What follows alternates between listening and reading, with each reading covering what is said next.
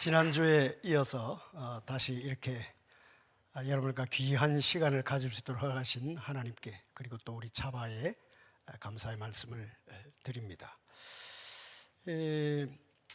미국의 하버드 대학이 원래 신학교로 시작을 했죠. 그러니까 영국의 캠브리지 출신들이 미국에서 신학교를 세웠는데 그게 하버드였죠.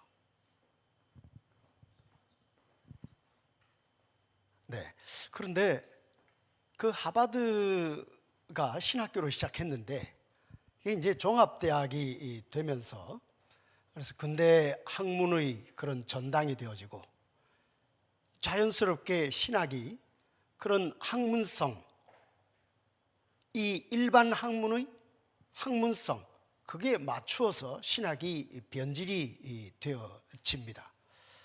거기에 이제 반발한 사람들이 예일을 또 세우죠. 그래서 예일도 원래 처음에 신학교로 시작을 했습니다. 근데 이 예일도 역시 이 시간이 지나면서 종합대학이 되어지고, 그리고 신학이 학문화되어지고 변질이 되어집니다. 그래서 그 예일에서 또 떨어져 나온 것이 프린스톤이죠. 그래서 프린스톤도 처음에 신학교로 시작을 했습니다. 그러나 이 프린스톤도 결국은 신학이 일반 학문과 같은 그런 학문성으로 치우치면서 결국 변질되어지게 되어지고, 거기서 웨스트민스터 신학교가 또 이렇게 분리되어서 나오게 되어지죠.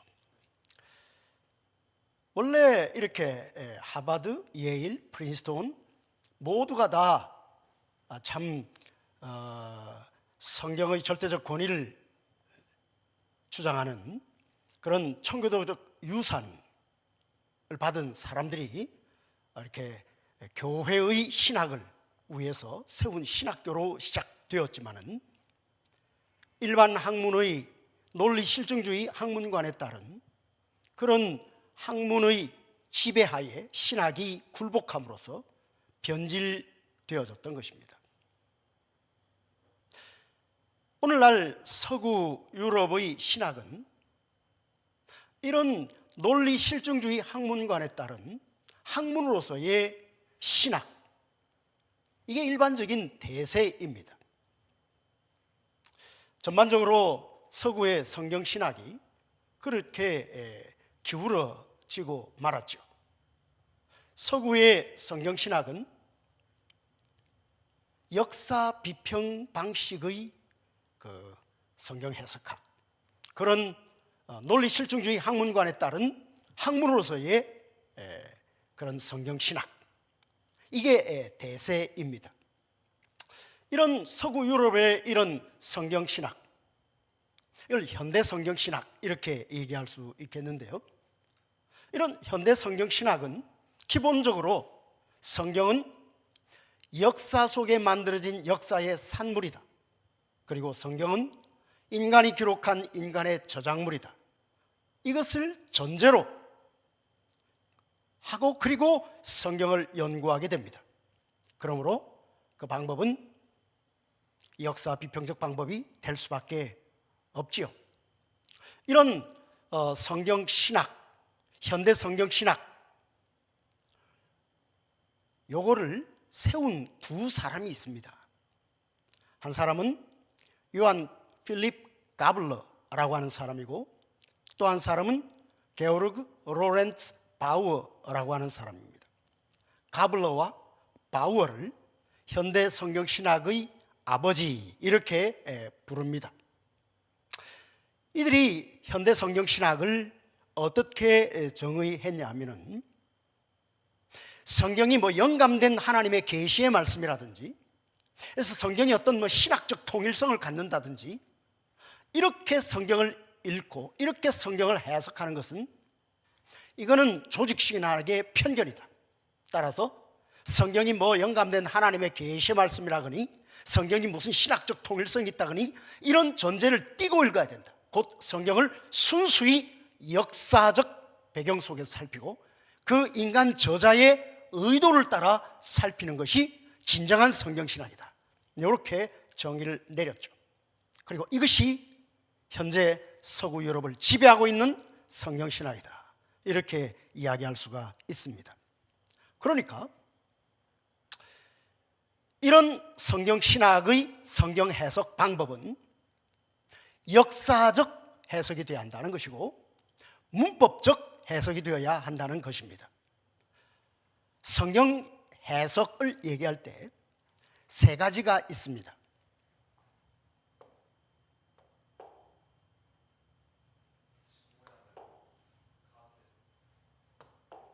네, 성경 해석학.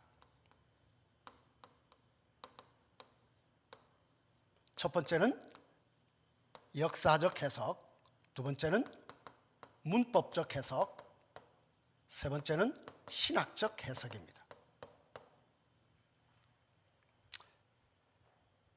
성경은 역사적 배경을 살펴서 성경을 해석해야 됩니다. 또 성경은 문법적으로, 그래서 인간 저자의 의도, 이것도 살펴서 해석해야 됩니다. 그러나 동시에 성경은 신학적으로 해석해야 합니다. 그런데 현대 성경신학은 요 두 개만 남기고 요거를 배제해 버렸습니다. 그러나 사실 이것이 더 중요합니다. 요거를 위한 보조적 수단입니다. 요거를 분명하게 하기 위한, 이거를 떠받쳐 주기 위한 그것이 역사적 문법적 해석입니다. 성경 해석의 가장 중요한 것은 신학적 성경 해석인데, 그런데 논리 실증주의 학문관으로, 그런 학문으로서의 성경신학, 그런 성경신학은 신학적 성경 해석을 배제해 버린 것입니다. 그런데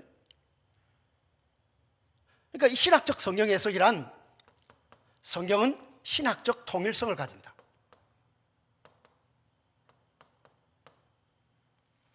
신구약 성경 66권은 신학적 통일성을 갖는다. 그런데 이 현대 성경 신학자들, 그러니까 논리 실증주의 학문관에 따라서 학문으로서 성경 신학을 하려고 하는 사람들은, 아니 도대체 역사적으로 몇천 년이나 시간 간격이 있고 한 번도 만난 적이 없는 그런 인간 저자들이 어떻게 통일성을 가지고 얘기할 수 있냐는 거죠. 그러니까 요한 공동체와 또는 바울이 하는 얘기가 어떻게 신학적 통일성을 갖느냐? 구약에 여러 저자들이 성경 저자들이 있는데 그 성경 저자들이 역사적 배경이 다 다른데 어떻게 통일된 것을 말할 수 있느냐? 그런데 이것을 말하려면 필연적으로 한 명의 저자가 써야 신학적 통일성을 갖죠. 곧 이렇게 말하려면 성경은 비록 역사 속에서 시간에 굉장히 벌려져서 시간 속에서 기록되었지만은, 그리고 다양한 저자들에서 기록되었지만은, 그러나 성령께서 원저자가 되셔서, 그러니까 이거 성령이 원저자가 되실 때에만 신학적 통일성을 이야기할 수가 있습니다. 그러니까 현대 성경신학, 곧 역사적 문법적 성경 해석만 남겨놓은 현대 성경신학의 성경 해석에서는 무슨 성령이 영감해가지고 성경을 기록하게 했다거나, 그래서 성경이 무슨 신학적 통일성을 갖는다거나, 이런 거는 신화적인 얘기고, 이런 것은 종교적 상상이고, 이런 것은 학문이 될 수 없다는 거죠. 그래서 신학적 해석을 배제해버립니다. 근데 궁금증이 생깁니다. 그러면 성경이 여러 문서들을 어떤 사람들이 의도를 가지고 편집한 것이라면, 그러니까 종교적 감성을 가지고 어떤 신화적 그런 역사적 배경 속에서 종교적 감성이 충만한 사람들이 종교적 상상을 가지고 뭘 기록했다면 왜 굳이 66권만 성경이 되냐 이거죠. 아니 그러니까 왜 66권이 성경이 되는 거예요? 왜 다른 거는 성경이 되면 안 되죠? 왜 오늘날에는 그러면 어떤 종교적 상상을 가지고 기록하는 어떤 것들이 성경이 될 수 없는 건가요? 그러니까 기본적으로 이렇게 생각하는 이 성경신학자들은 66권이 왜 성경이 되는지를 설명할 수가 없습니다. 다만 그냥 교회가 결정했다 또는 사람들이 무슨 회의로 결정했다 뭐 그렇게 말할 뿐이죠. 그럼 왜 오늘날은 성경을 더 추가할 수 없는 겁니까? 왜 66권이 성경이 되는 거죠?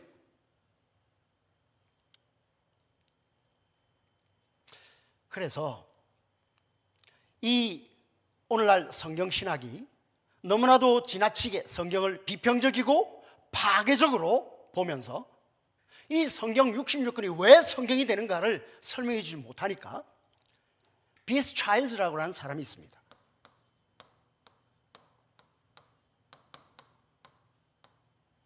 구약 성경신학자인데 이분이 야 적어도 신구약 성경 66권이 정경이다라고 전제하고 읽자 이렇게 이야기를 했죠. 이것을 정경적 성경 해석이라고 합니다. Canonical Interpretation. 66권을 정경으로 받아들이고 성경을 읽자, 성경을 해석하자. 그나마 나은 거죠. 그나마 나은 겁니다. 그러나 여전히 신학적 통일성에 대한 이야기는 하지 않습니다.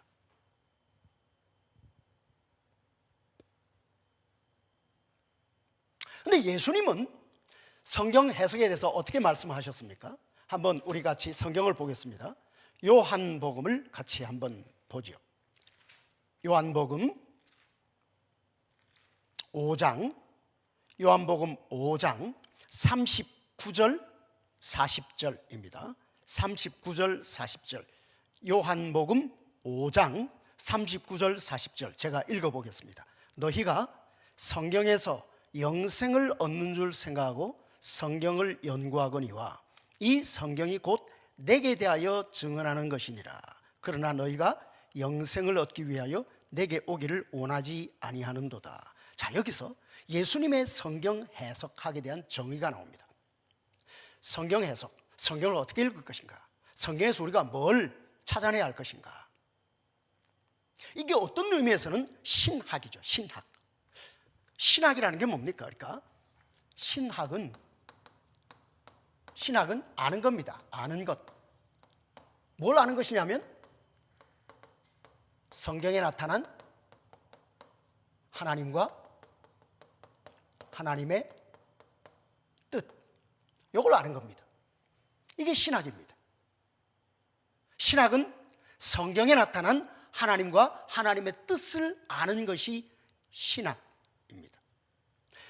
성경의 해석이 그거죠.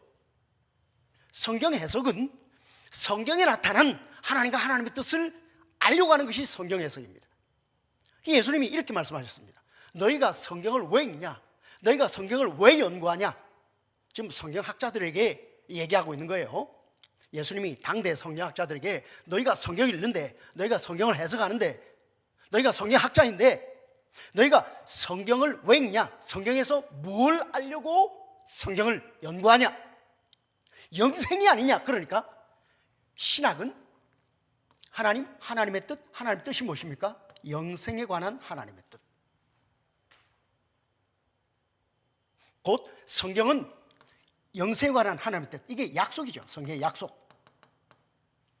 하나님은 이 영생의 약속을 하는 하나님, 성경은 이 하나님의 영생에 관한 약속.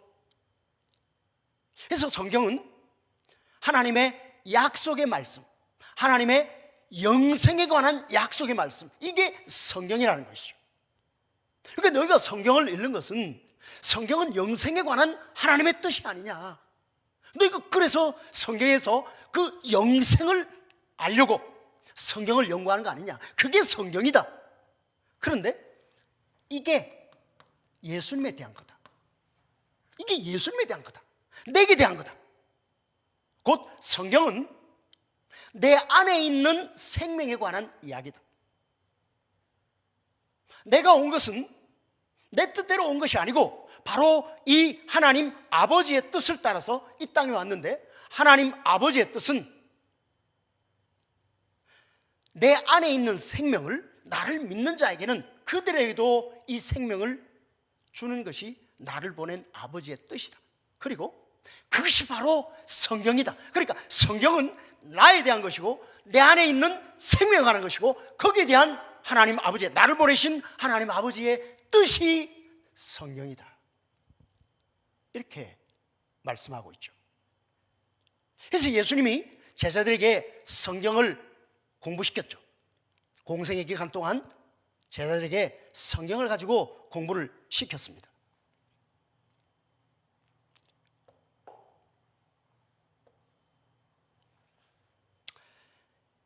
예수님이 어떻게 성경 공부를 시켰습니까? 이렇게 할 수 있습니다.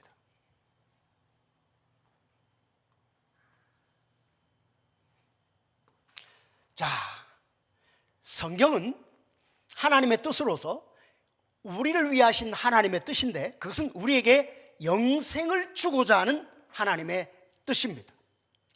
이 영생, 이것은 창조의 목적인 동시에 구속의 목적입니다. 하나님이 인간을 창조하신 목적이 이 영생을 얻게 하기 위해서.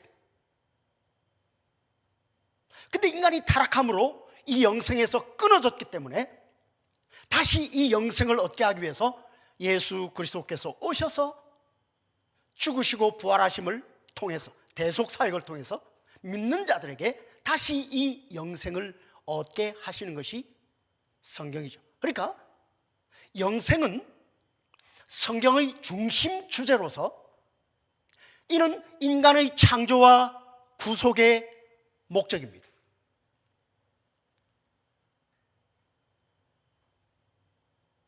그런데 인간이 타락함으로 이 영생에서 멀어지게 되었죠.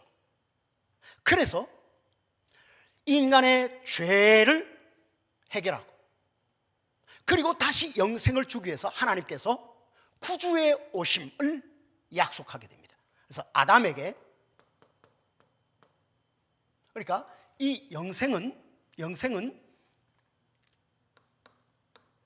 예수 그리스도의 죽으심과 살으심을 통해서, 그의 죽으심은 우리를 죄 용서하기 위해서, 그의 살으심으로 우리를 의롭다 하시고 우리에게 영생을 주기 위해서. 그래서 이 구주가 오셔서 그 구주를 믿는 자에게는 값없이 죄 용서를 주고 의롭다함과 영생을 준다. 이것이 복음의 약속이죠.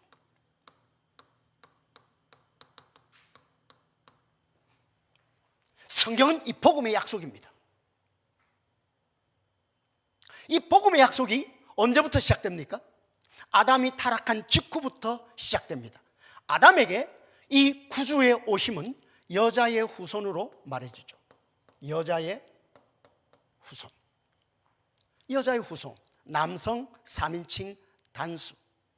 그리고 이 영생은 다른 말로는 하나님 나라로 바꿀 수 있습니다. 하나님 나라, 하나님 나라. 마태마가 누가복음에 하나님의 나라에 들어간다가 요한복음에는 영생에 들어간다로 똑같은 것이 이렇게 바뀌어지고 있습니다. 그러니까 하나님의 나라와 영생은 같습니다. 영생의 나라, 하나님의 나라, 동일한 개념입니다. 히브리 4장, 이 하나님의 나라, 영생, 이것은 세상이 처음 지어질 때부터 있는 것이고 아브라함에게 약속된 그 약속의 땅이 바로 이 영생 하나님의 나라이고, 모세가 이스라엘 백성들을 애굽에서 데려 나와서 여호수아가 데리고 들어간 그 가나안 땅이 바로 이 하나님의 나라의 약속을 보여주는 것이고, 곧 아브라함에게 약속된 그 약속과 우리가 복음안에 받고 있는 그 약속이 동일하다 하고 히브리 4장은 말하고 있습니다. 이 하나님 나라, 이 영생의 약속은 언제부터 있는가? 세상이 처음 지어질 때부터 있는 것이고, 예수님이 오신 목적은 바로 이 영생, 이 하나님 나라를 우리에게 알려주기 위해서 이 땅에 오신 것이라고 성경은 말하고 있는 것입니다. 그래서 아담에게 구주는 예수 그리스도는 여자의 후손으로 알려지고 있고, 에덴 동산은 하나님의 나라를 보여주고 있죠.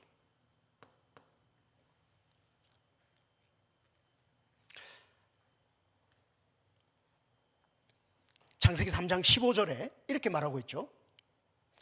아담 하와가 타락한 이후에 하나님께서 구주의 오심에 대해서, 만약에 구주가 오시지 않는, 이 구주의 약속이 없다면 하나님과 아담은 영원히 원수가 될 것입니다. 하나님은 죄인을 미워하시고 죄인은 하나님을 미워하겠죠. 그러나 이 구주의 중보자의 약속을 주심으로 아담은 그 하나님의 약속을 믿음으로 하나님과 아담 사이에 화목이 이루어지게 되죠. 아담은 이 약속을 믿었습니다. 히브리 11장에 보면, 그래서 아담은 이 약속을 믿었고, 그리고 아담의 두 아들 가운데 가인과 아벨이 있죠. 가인은 이 약속을 믿지 않았고 아벨은 이 약속을 믿었습니다. 그러니까 히브리 11장이 말하는 믿음은 그 앞에 예수 그리스도의 죽으심과 살으심에 대한 것을 구약 성경의 그 제사 제도를 가지고 상세하게 설명한 다음에 구약이나 신약의 믿음이 동일하다는 걸 말하면서, 그 다음에 아담부터 그 다음 아벨을 통해 가지고 쭉 아브라함, 그리고 우리에게까지 이 동일한 믿음이 이어지고 있다는 것을 이야기하고 있는데, 그래서 아담도 이 약속을 믿었고, 아담의 자들 가인과 아벨 가운데 가인은 이 약속을 믿지 않았습니다. 믿음이 없이는 하나님을 기쁘시게 못합니다. 믿음은 약속을 믿는 것입니다. 하나님을 믿는다고 할 때 어떤 추상적이고 사색적인 하나님이 아니라 약속의 하나님, 성경의 하나님은 약속의 하나님입니다. 아담은 그 약속의 하나님, 하나님의 약속을 믿었고, 아벨은 아담을 따라서 그 약속의 하나님을 믿었습니다. 그러나 가인은 그 약속을 떠났습니다. 믿지 않았습니다. 하나님은 가인과 그 제사는 받지 않으시고 아벨과 아벨의 제사는 받으십니다. 믿음이 없이는 하나님을 기쁘시게 못합니다. 믿음은 약속을 믿는 것입니다. 중보자를 통해 주시는 하나님의 약속을 믿는 것입니다.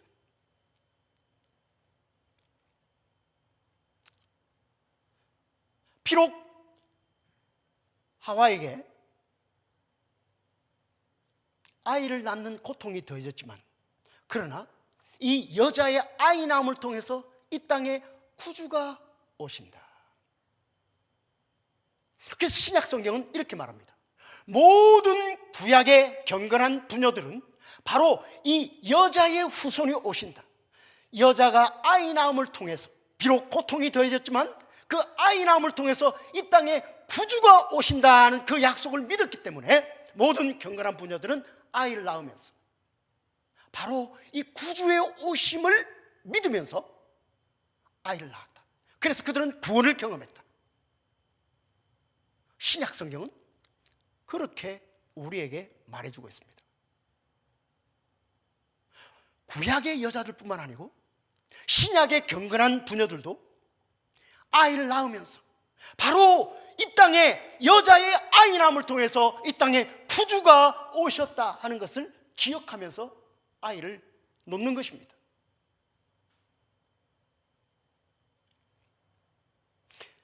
아담의 자녀들 가인과 아벨 대신 셋, 그래서 약속을 믿는 셋 계열과 약속을 믿지 않는 가인 계열로 나뉘어져서 인간의 역사가 진행되게 됩니다. 그러다가 혼합이 생기죠. 약속을 믿는 부류와 믿지 않는 부류가 혼합이 생기고, 그리고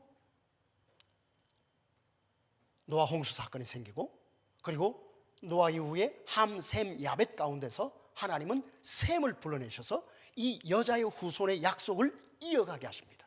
그 믿음을 이어가게 하십니다. 그 셈의 자녀들 가운데서 아브라함의 아버지 데라에까지 이르러서 다시 이 약속이 희미해지게 되자 하나님께서는 이 약속을 위해서 아브라함을 불러내시죠.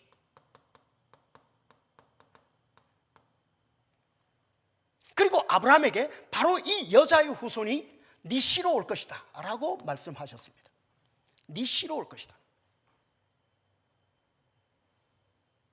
우리 성경을 같이 한번 보면 좋겠습니다. 요한복음 8장 56절부터 58절까지입니다.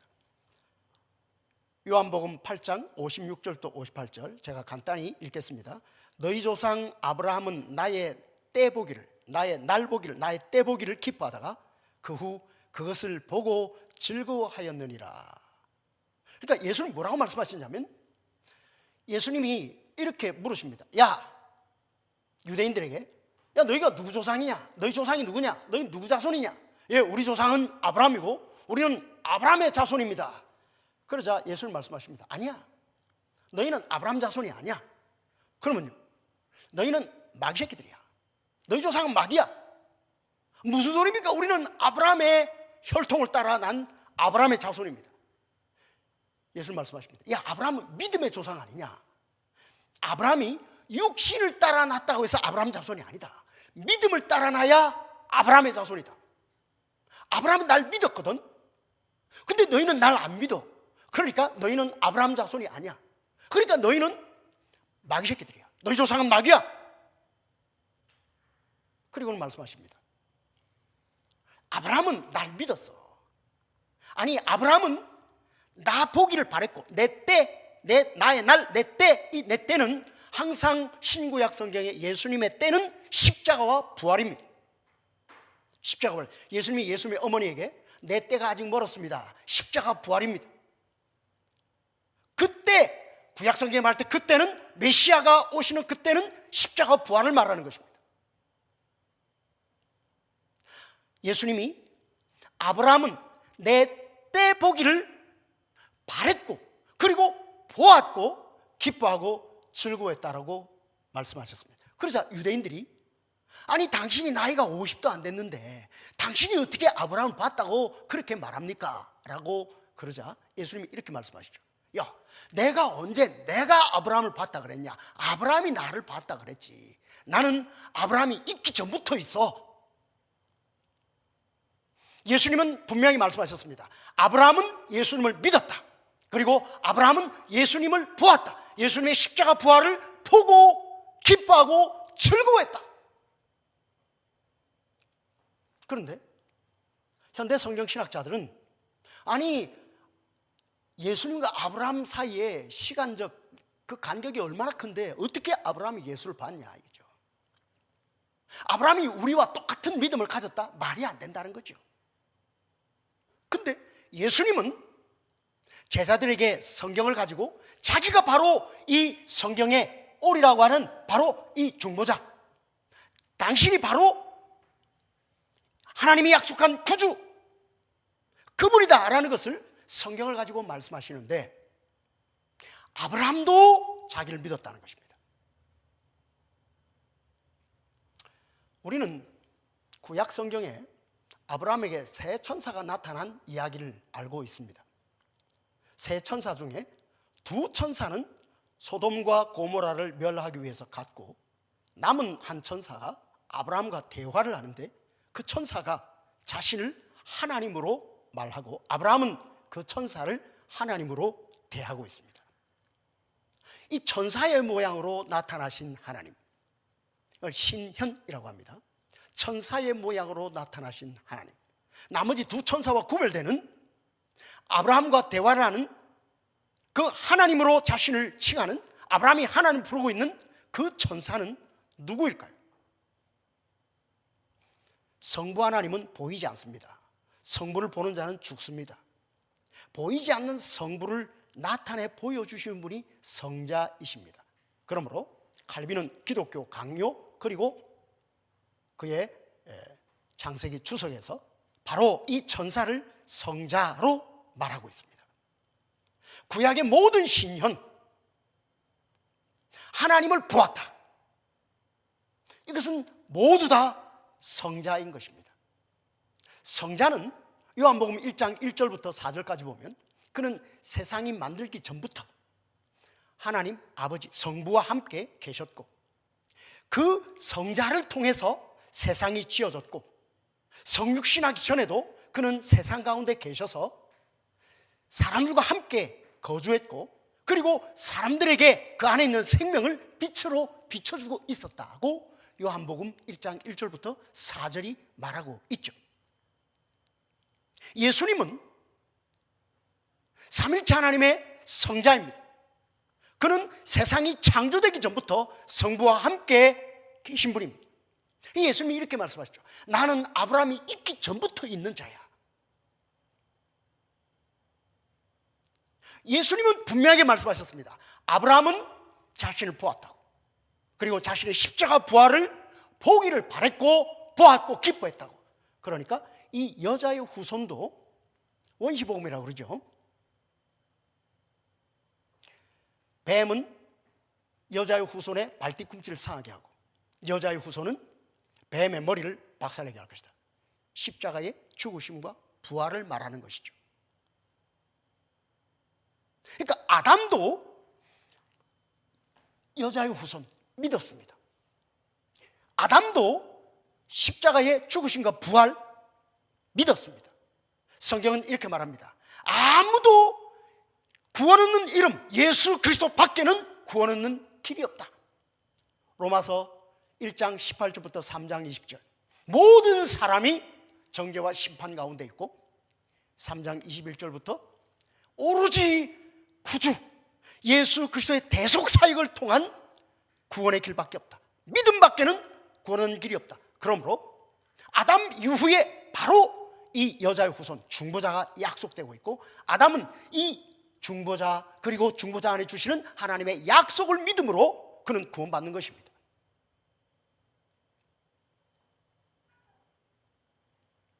사도행전 3장 25절에 이렇게 말하고 있습니다. 너희는 선지자들의 자손이요 또 하나님이 너희 조상과 더불어 세우신 언약의 자손이라. 아브라함에게 이르시기를 땅 위의 모든 족속이 너희의 씨로 말미암아 복을 얻으리라 하셨으니 하나님이 그 종을 세워 복 주시려고 너에게 먼저 보내사 너희로 하여금 돌이켜 각각 그 악함을 버리게 하셨느니라. 그러니까 제자들도 그러니까 예수님이 그러니까 아브라함이 나를 보았고 내 십자가 부활을 보았고 믿었다. 예수님의 제자들도 이렇게 바로 아브라함의 니씨가 예수 그리스도고 아브라함은 예수를 믿었다 이렇게 증거하고 있죠. 갈라디아 3장 16절은 아주 명시적으로 이렇게 말합니다. 갈라디아 3장 16절. 이 약속들은 아브라함과 그 자손에게 말씀하신 것인데 여럿을 가리켜 그 자손들이라 하지 아니하시고 오직 하나를 가리켜 네 자손이라 하셨으니 곧 그리스도라. 성경은 명백히 말합니다. 아브라함에게 네 씨가 누구냐? 바로 예수 그리스도라는 것입니다. 예수님 말씀하십니다. 아브라함은 날 믿었다. 아브라함 나의 십자가 부활을 보기를 바랬고 보았고 기뻐하고 즐거워했다. 로마서 4장은 이렇게 말합니다. 아브라함의 믿음과 우리의 믿음이 동일하다 라고 말하고 있는 것입니다. 그러나 현대 성경 신학자들은 이 예수님의 성경 해석을 따르지 않습니다. 이것마저도 신약의 기자들의 어떤 상상이지 실제로 역사 속에 있었던 아브라함이 그렇게 알 리가 없었다는 거죠. 아니 자신들은 예수님보다 똑똑합니까? 예수님의 제자들보다 더 압니까? 교만이 아주 그냥 머리 끝까지 뻗친 거죠. 그들은 성경 신학자가 아니라 성경을 파괴하는 자들입니다.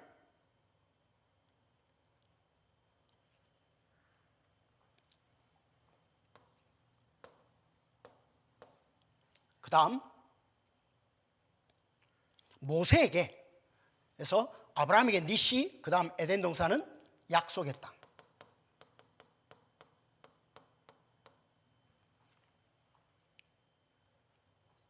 아브라함에게 약속의 땅.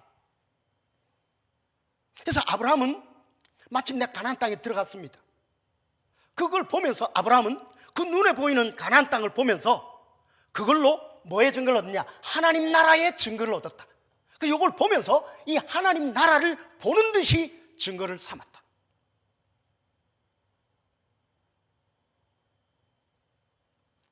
모세에게 이 아담에게 여자의 후손 아브라함에게 네 씨가, 모세에게는 그 선지자. 모세는 바로 이분이 그 선지자가 오신다, 이렇게 모세가 말했죠. 모세가 말한 그 선지자, 오리라고 하는 그 선지자가 바로 예수님이라는 것이죠. 요한복음 5장 41절부터 46절, 요한복음 5장 41절부터 46절 제가 읽어보겠습니다. 나는 사람에게 영광을 취하지 아니하노라. 다만 하나님을 사랑하는 것이 너희 속에 없음을 알았노라. 나는 내 아버지의 이름으로 왔음에 너희가 영접치 아니하나 만일 다른 사람이 자기 이름으로 오면 영접하리라. 너희가 서로 영광을 취하고 유일하신 하나님께로부터 오는 영광은 구하지 아니하니 어찌 나를 믿을 수 있느냐. 내가 너희를 아버지께 고소할까 생각지 말라. 너희를 고소하는 이가 있으니 곧 너희의 바라는 자 모세니라. 모세를 믿었다면 또 나를 믿었으리니 이는 그가 내게 대하여 기록하였습니다.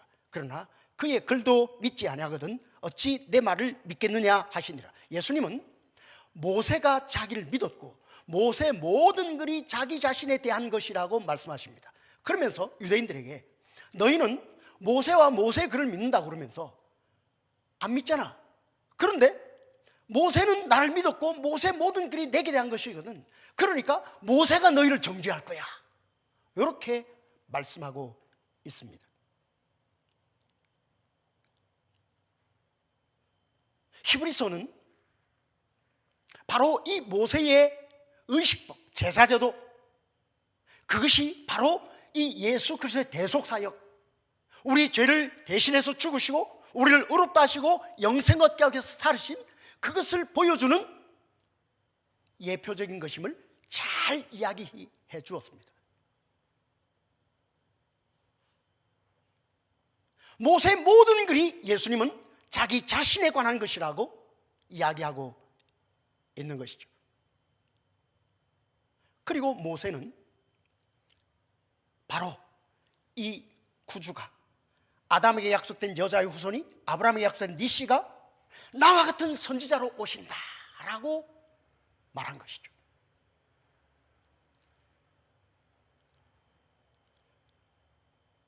사도행전 7장 37절은 제자들도 또 그렇게 말하고 있는 것을 봅니다. 제자들이 설교할 때 이스라엘 자손에 대하여 하나님이 너희 형제 가운데서 나와 같은 선지자를 세우리라 하던 자가 곧 이 모세라. 바로 모세가 말한 그 선지자가 바로 이 땅에 오셔서 죽으시고 부활하신 바로 그 예수 그리스도다라고 제자들이 이야기를 하고 있는 것입니다. 다음 다윗.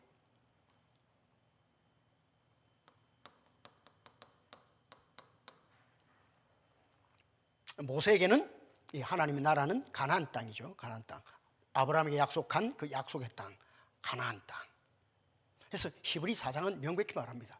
그 가나안 땅이 우리가 복음의 약속으로 받고 있는 하나님의 나라와 같은 것이다. 히브리 4장이 그렇게 말을 해주고 있습니다.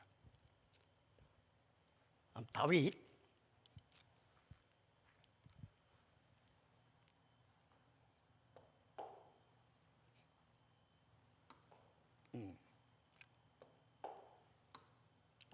어떻게 지우죠?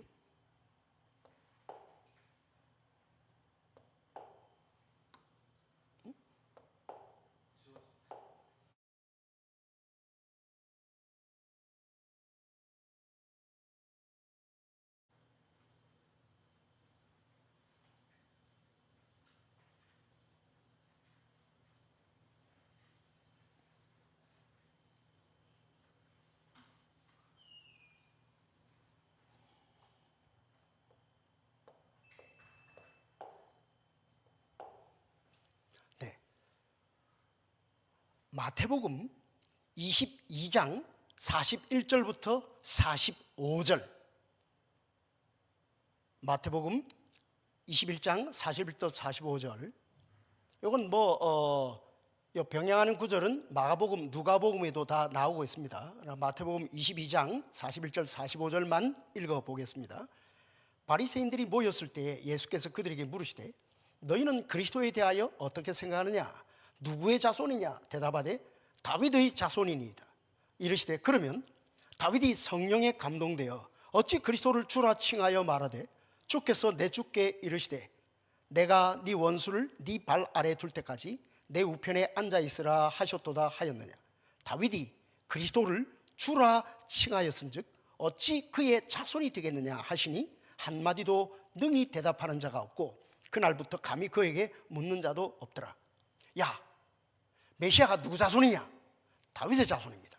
그래, 그러면 다윗은 어떻게 그 까마득한 자기 후손을 보고 내 주여라고 불렀는지 그거 한번 좀 대답해봐라.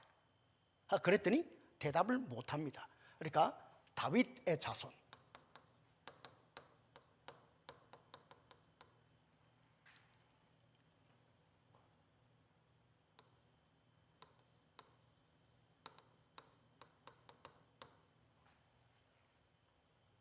예수님 말씀하시기를 바로 다윗이 자기의 자손 보고 내 주여라고 불렀는데 그게 바로 나야.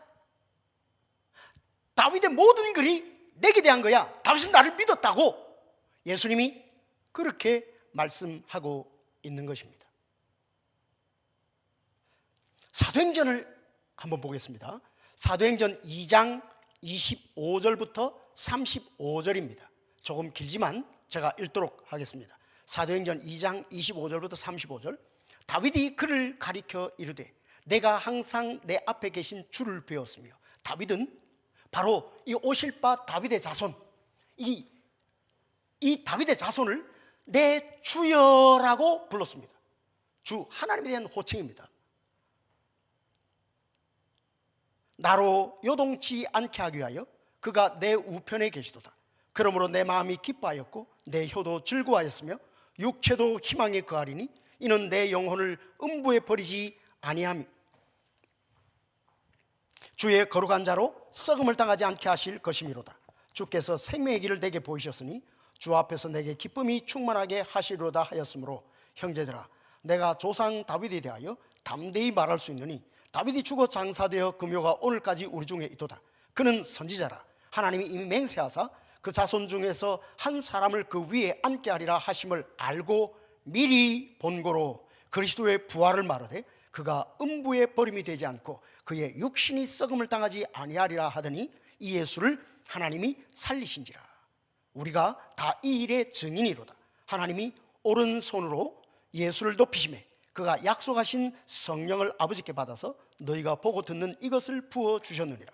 다윗은 하늘에 올라가지 못하였으나 친히 말하여 이르되 주께서 내 주에게 말씀하시기를 내가 네 원수로 네 발등상이 되게 하기까지 너는 내 우편에 앉아 있으라 하셨도다 하였으니 그런즉 오 이스라엘 온 집은 확실히 할지니 너희가 십자가에 못 박은 이 예수를 하나님이 주와 그리스도가 되게 하셨느니라. 다윗은 이 다윗의 자손, 아담에게 여자의 후손이 아브라함의 니씨가 모세가 말한 그 선지자가 바로 자기 자손으로 오겠다는 겁니다. 그래서 다윗은 이거를 내가 무엇이간데 이 구주가 내 자손으로 온단 말입니까? 이렇게 감격했던 거 아닙니까? 그리고 그 다윗의 자손, 자기의 자손이지만 그를 하나님으로 호칭하고 있습니다. 주라고 호칭하고 있는 것입니다. 다윗이 하기사 앞에서 미친 척 침을 질질 흘릴 때도 그는 바로 이 중보자 오실 예수 그리스도 그분을 보는 듯이 보면서 그는 그걸 참았던 것이고 다윗의 일생 그는 바로 이 다윗의 자손, 이 주 예수 그리스도를 눈앞에 보는 듯이 보면서 살았습니다. 다윗은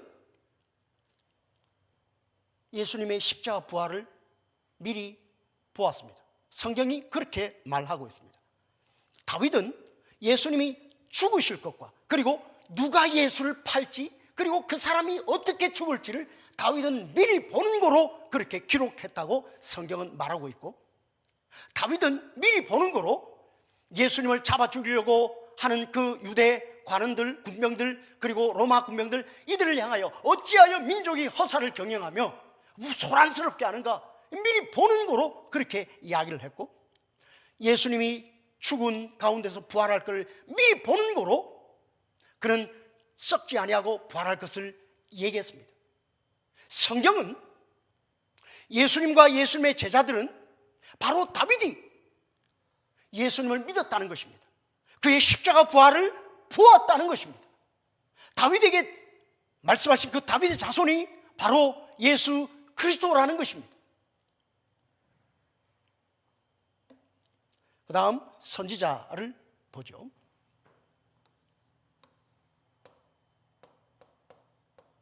선지자들은 메시아 왕국.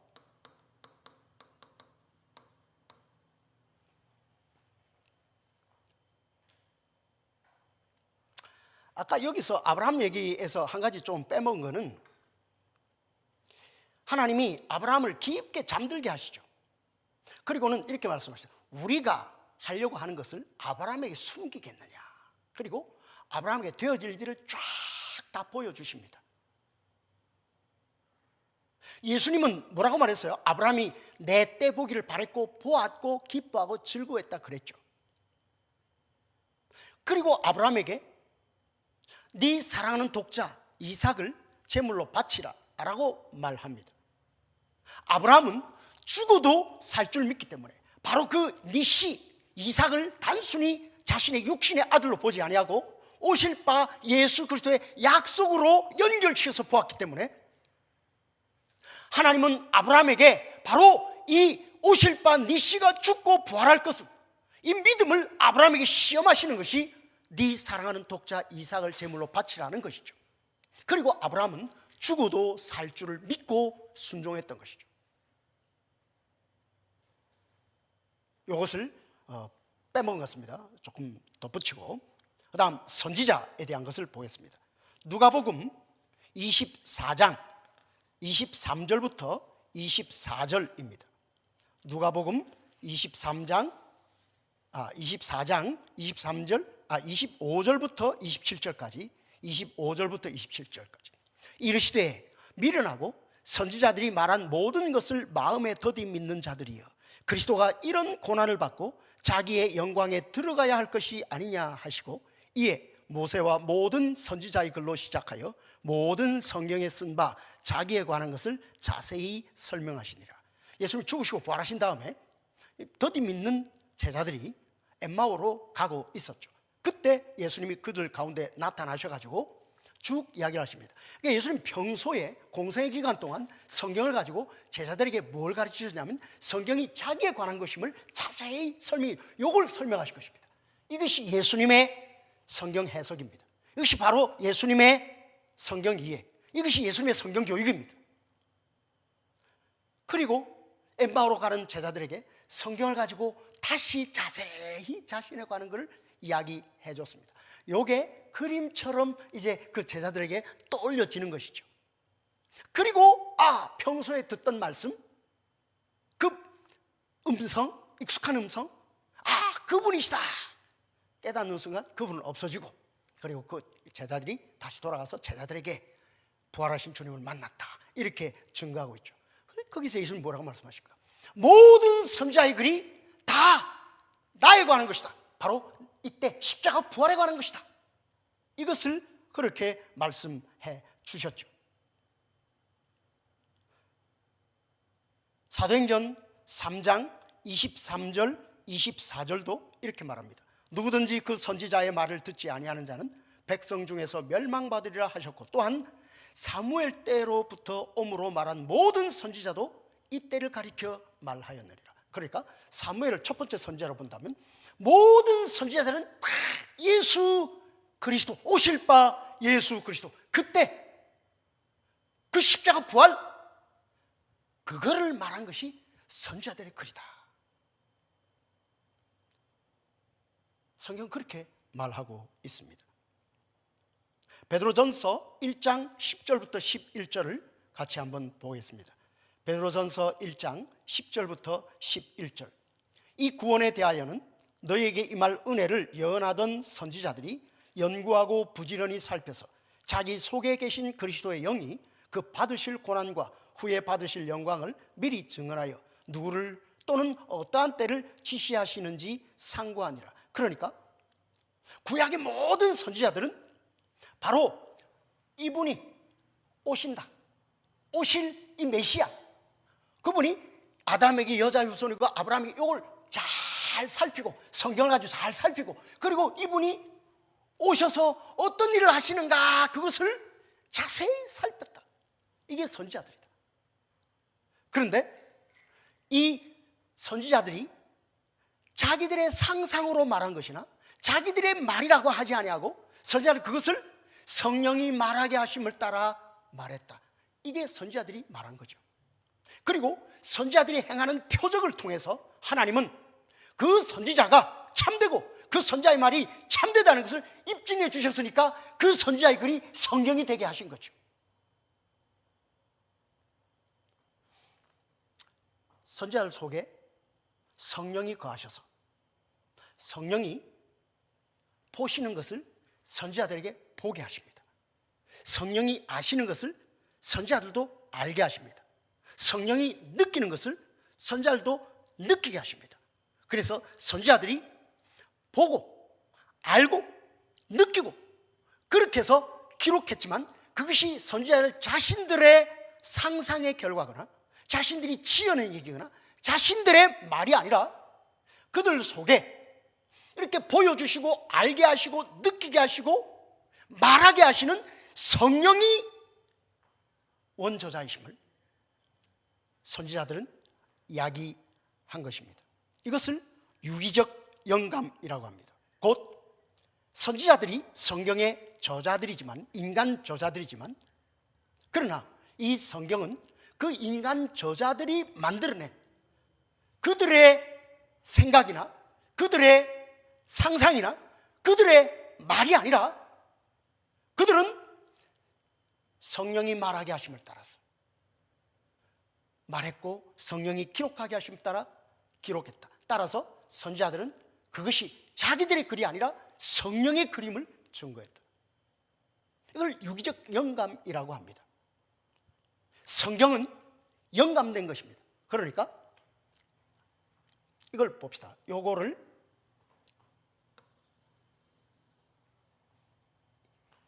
역사 속에 그러니까 성경은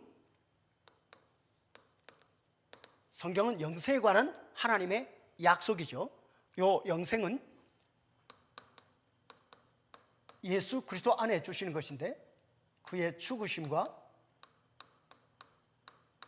살으심. 그러니까 이게 성경의 중심 주제입니다. 성경의 중심 주제는 영생입니다. 영생. 곧 예수 그리스도의 살으심과 죽으심을 통해서 값없는 죄 용서와 의롭다 하심과 영생을 준다.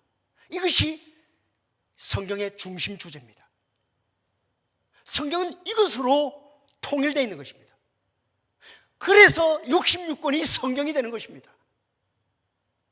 이것은 비록 역사 속에서 이렇게 점진적으로 나타났지만 이것은 사실 보면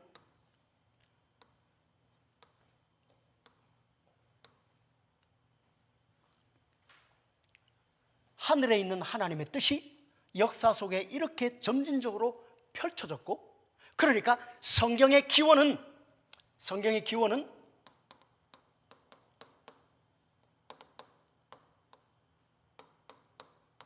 땅에서 난 것이 아닙니다. 위로부터 온 것입니다. 하늘로부터 온 것입니다. 어떻게 이것이 성경이 됩니까? 하나님이 성경되게 하시기 때문에 성경이 되는 것입니다. 어떻게 이렇게 성경되게 하십니까? 동일한 성령이 동일한 하늘의 진리를 이렇게 역사 속에 점진적으로 알리십니다. 동일한 주제입니다. 영생. 중보자 예수 그리스도를 통해서 주시는 그의 죽으심과 살으심, 이 대속사역을 통해서 주시는 하나님의 뜻, 약속, 영생. 모든 성경은 이걸 말하고 있습니다. 그러므로 어떤 성경도 이 성경의 중심 주제와 관계없는 성경은 없습니다. 그러므로 성경 해석은 반드시 이런 성경 주제, 신학적 통일성, 이 관점에서 성경을 해석해야 됩니다. 이것이 예수님의 성경 해석이고, 이것이 예수님의 제자들의 성경 해석이고, 이것이 성경의 성경 해석입니다. 그런데 오늘날 논리 실증주의적 학문관, 이 학문관에 따라서 학문으로서 신학을 하려고 하는, 학문으로서 성경 연구를 하려고 하는 사람들은, 그들은 이걸 날려버렸습니다. 이 초를 날려버렸습니다. 그리고 이것만 놓고 봅니다. 그러니까 역사 속에서 인간의 저작물로만 보려고 합니다. 이 성령의 영감, 이런 것은 논리 실증주의적 학문관을 가진 그들에게는 학문성이 없는 얘기입니다. 무슨 말이야, 땅에서 난 것으로 보지 위로부터 난 것으로 보지 않습니다.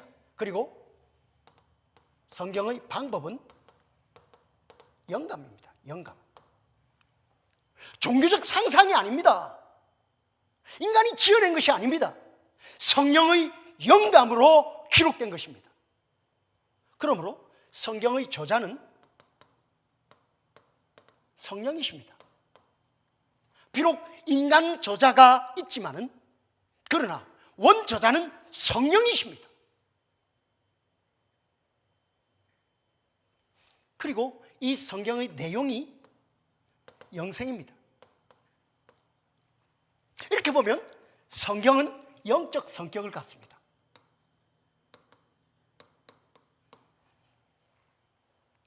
성경은 그 기원이 영적입니다. 성경은 그 방법이 영적입니다. 성경은 그 내용이 영적입니다. 성경은 그 저자가 영적입니다. 성경은 영적 성격을 갖습니다. 그러므로 성경은 이렇게 말합니다. 영적인 것은 영적인 것으로 분별한다 라고 말합니다. 그러므로 이런 성경을 해석하려고 하면 영적인 방법으로 해야 됩니다. 논리 실증주의, 곧 합리적 실증적 방법으로, 이성의 객관적이고 경험의 보편적이고 이런 육적 학문의 방식으로는 성경의 이런 신학적 통일성, 이런 성경의 영적 성격을 결코 그들은 알 수가 없습니다.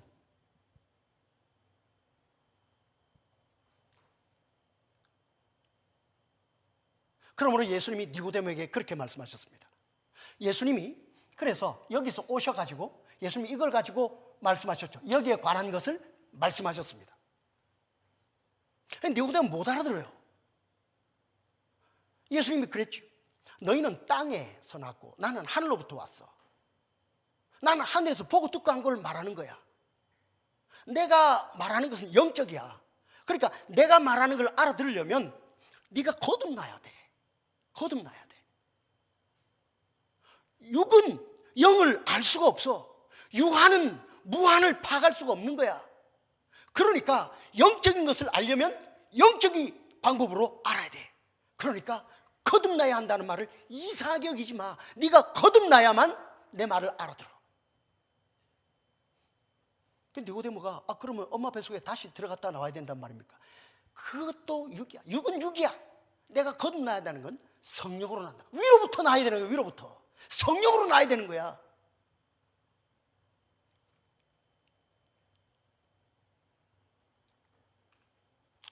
일반 이성은 이걸 알 수가 없습니다. 일반 이성은, 칸트가 말한 일반 이성은 이것만 역사 내에, 역사 발전의 원리, 그 안에 어떤 논리 실증주의 방법으로 연구할 수 있습니다. 그러나 일반 이성은 결코 초월적인 것, 영적인 것, 이거는 알 수가 없습니다. 이걸 보면서 이걸 볼 수 있는 것, 보이는 것, 요 보이는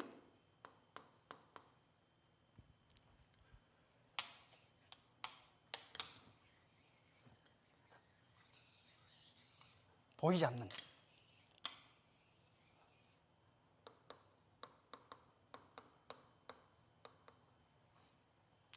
보이는 것은 보이지 않는 데서 와서 요걸 보면 요걸 볼 수 있도록 되어 있습니다. 히브리 11장 보이는 것, 나타난 것은 보이는 것, 나타난 데서 온 게 아니고 보이지 않는 것, 나타나지 않는 데서 와서 요걸 보면 요걸 볼 수 있도록, 그러니까 요걸 보면서 요걸 볼 수 있는 것은 오로지 믿음으로만 볼 수 있습니다.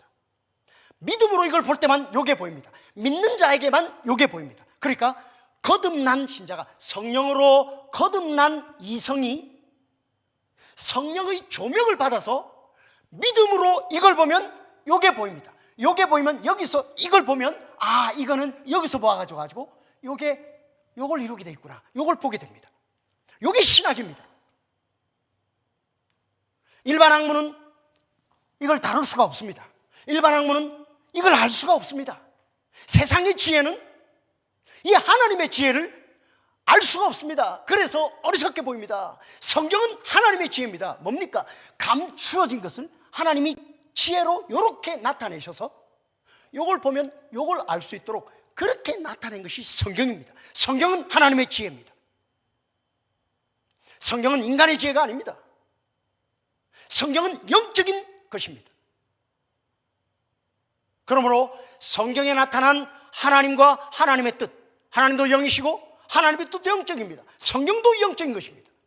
신학은 영적인 것이지 신학은 육적인 것이 아닙니다. 성경 연구는 일반 학문처럼 할 수 있는 게 아닙니다. 성경이 영적인 것이기 때문에. 그러므로 성경을 연구하려고 하는 사람은 성경이 하나님의 계시의 말씀인 것을 받아들이지 않는 자는 성경을 바르게 연구할 수 없습니다. 칼빈은 기독 강요 1권 9장 10장 여기에 이렇게 말하고 있습니다. 성경의 권위가 비록 객관적으로도 합리적으로도 학문적으로도 입증될 수 있다. 변증적으로 성경의 절대적 권위를 학문적으로 철학적으로 입증할 수 있다. 문체의 화려함이라든지 또는 주제의 장엄함이라든지 그런 통일성이라든지 할 수 있지만은, 그러나 결코 일반 이성은 아무리 그렇게 변증적으로 말한다 하더라도 그걸로 믿지 않는다. 그걸로 믿음을 일으키지 못한다.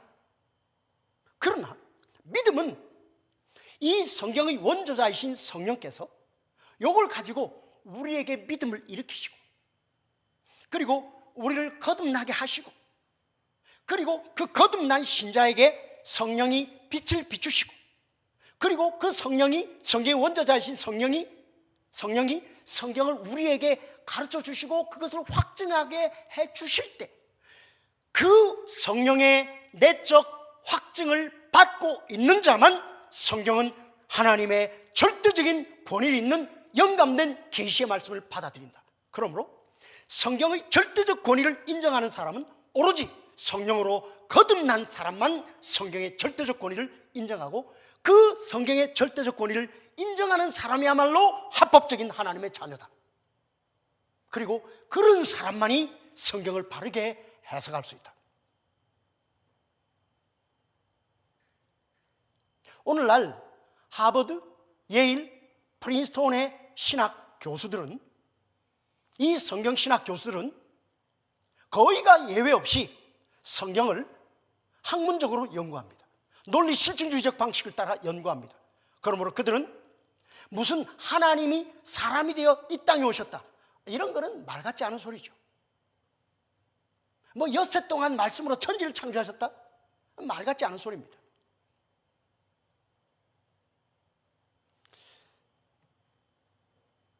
예일에서 박사학위를 하고 온 제 후배 한 분을 만나서 대화를 했는데, 그분이 그렇게 말했습니다.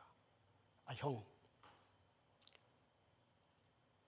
하버드, 예일, 프린스톤의 신학 교수들은 하나님 안 믿어.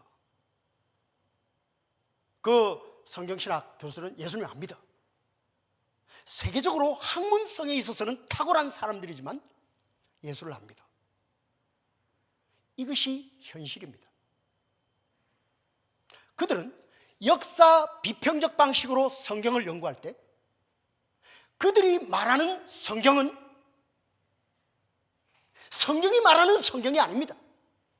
그들이 말하는 예수님은 성경이 말하는 예수님이 아닙니다.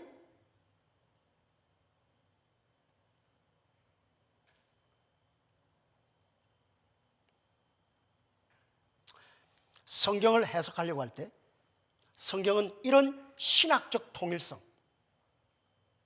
성경은 주제가 통일되어 있다. 신학적으로 주제가 통일되어 있다. 그러므로 성경을 연구할 때는 성경이 성경을 해석하는 방식으로, 예수님이 성경을 해석하는 방식으로, 예수님의 제자들이 성경을 해석하는 방식으로 이렇게 해석해야 됩니다. 이것을 우리는 구속사라고 합니다. 구속사. 그러니까 하나님의 구원의 뜻이 영생에 관한, 우리 주 예수 그리스도의 대속사역을 통해 주시는 이 영생에 관한 하나님의 뜻이 어떻게 역사 속에서 이렇게 나타났는가, 이것을 구속사라고 합니다. 성경은 구속사적으로 읽고 해석해야 됩니다.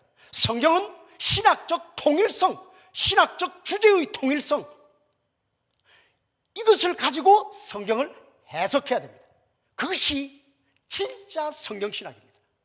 현대 성경신학이 말하는 진짜 성경신학은 사입입니다. 가짜입니다. 진짜 성경신학은 성경대로 성경을 해석하는 것이 진짜 성경신학입니다. 그럼 우리는 이렇게 말해야 합니다. 역사적 해석, 문법적 해석, 신학적 해석에 있어서 가장 중요한 것은 신학적 성경 해석입니다. 신학적 성경 해석. 그리고 역사적 문법적 해석은 이 신학적 해석을 받쳐주기 위한 도구가 되어야 되지, 오히려 역사적 문법적 해석이 신학적 해석을 부정하는 것으로 사용되어서는 안 된다 하는 것입니다. 우리는 성경을 역사적 배경을 살펴서 연구하는 것 반대하지 않습니다. 성경을 문법적으로 해석해야 되죠. 성경의 저자가 원래 무슨 의미를 가졌는가 살펴야죠. 그러나 그것을 이런 통일성을 배제하고 읽으면 성경은 왜 성경되는지가 설명이 안 됩니다. 그건 인간의 상상일 뿐입니다. 성경이 하나님의 말씀이라고 말할 수 없게 됩니다.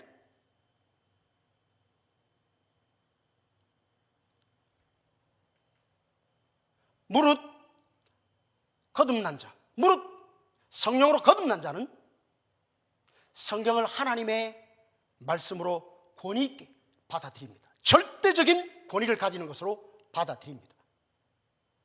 그런 사람은 이 성경의 원저자이신 성령이 증거해 주시는 것처럼 성경을 이렇게 신학적 주제의 통일성으로 성경을 읽고 해석하게 됩니다. 그리고 역사적 배경 속에서 이것을 살필 때 이 성경이 얼마나 하나님의 지혜와 하나님의 능력인가 하는 것을 뒷받침해주는 도구가 될 수 있습니다. 역사 비평의 방식을 건전하게 사용하면 유익합니다. 그러나 역사 비평의 방식을 불건전하게, 곧 이 신학적 해석을 배제하기 위한 것으로 역사 비평의 방식을 사용하면 그건 학문일 뿐이지 신학이 될 수 없습니다.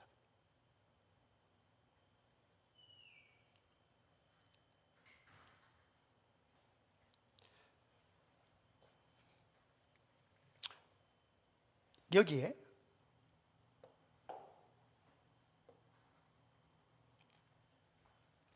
성령과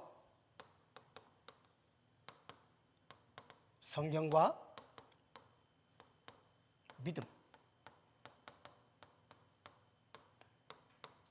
이 세 가지 사이에는 상호 내적 관계가 있습니다. 상호 내적 관계. 기독강요 1권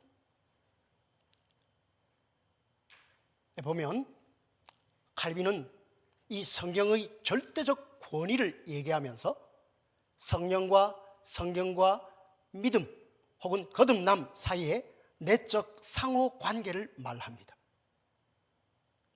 이 사람들에게만 성경은 절대적 권위를 갖는다는 것이죠. 그러니까 성경은 성령이 원저자이십니다. 성령이 성경을 기록했습니다. 그리고 성경의 저자이신 성령은 성경을 가지고 믿음을 일으킵니다. 그리고 믿는 자에게 성령은 성경을 깨닫게 하시고 성경을 확증해 주셔서 그걸 알게 하십니다. 그런 사람만 성경은 하나님의 절대적 권위를 갖는 계시의 말씀으로 받아들이게 되는 것이고, 그것은 그가 합법적인 하나님의 자녀임을 증거한다는 것입니다. 그러므로 성경의 절대적 권위를 받아들이지 아니하고 이 성경의 절대적 권위를 전제하지 아니하고 성경을 논리 실증주의적 방식으로, 역사 비평적 방식으로 이성과 경험에 맞추어서 성경을 학문적으로 하겠다, 연구하겠다, 이런 사람은 합법적인 하나님의 자녀가 아닙니다. 그들의 성경 연구는 진정한 성경 연구가 될 수 없습니다. 우리는 성령의 학교에 입학한 것이지 세상 학문의 학교에 입학한 하나님의 자녀들이 아닙니다. 하나님의 자녀들이 성경의 하나님의 뜻을 아는 것, 배우는 것은 성령의 학교에서 배우는 것이지 이런 학문의 학교에서 인간 교사들의 가르침을 받아서 배울 수 있는 것이 아닙니다.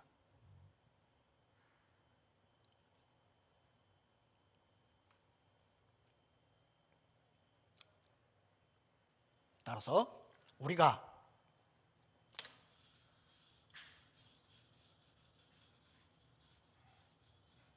신학을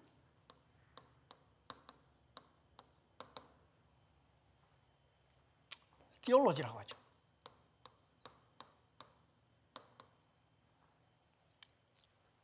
테올로기아.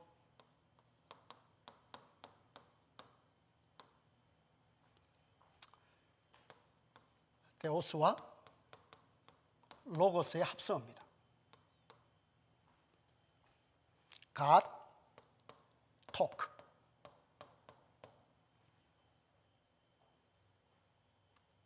이것을 문법적으로 해석하면 첫 번째 해석은 하나님에 대해 말한다. 두 번째 해석은 하나님께서 말씀하신다.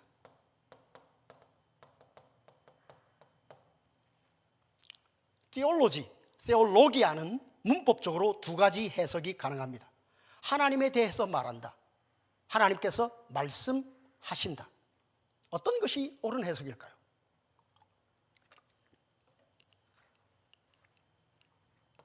이것은 신학의 주체가 인간이 되고 이것은 신학의 주체가 하나님이 됩니다. 이것은 인간이 하나님에 대해서 알아가는 것이고 이것은 하나님이 인간에게 오셔서 알려주시는 것이 됩니다. 이것은 공로가 되고 이것은 은혜가 됩니다. 신학은 인간의 학문일까요? 아니면 신학은 하나님의 은혜일까요? 이것은 신학은 인간의 지혜가 되죠. 이것은 하나님의 지혜가 됩니다. 신학은 인간의 지혜일까요? 아니면 하나님의 지혜일까요?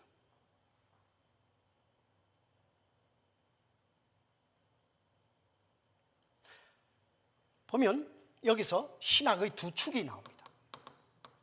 신학의 두 축, two poles. 하나님, 인간. 신학은 하나님이 없어도 신학이 안 됩니다. 신학은 인간이 없어도 신학이 안 됩니다. 하나님이 없으면 없는 하나님에 대해서 인간이 뭘 연구하고 탐구하고 알려고 한다? 말이 안 되는 거죠. 근데 인간이 없다? 그러면 하나님이 신학할 필요가 없습니다.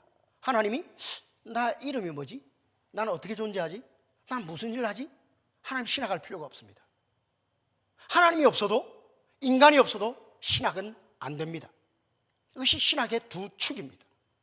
그러면 여기서 어떤 게 더 중요할까요? 어디에 신학의 출발을 하나님으로부터 출발할까요? 아니면 인간으로 출발할까요? 신학의 주체가 하나님일까요? 인간일까요?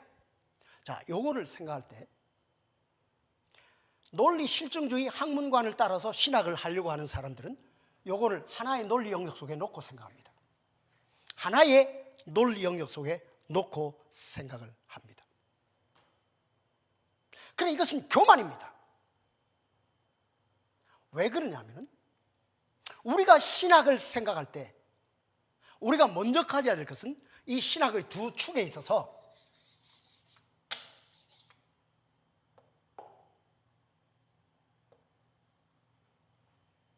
신학의 두 축,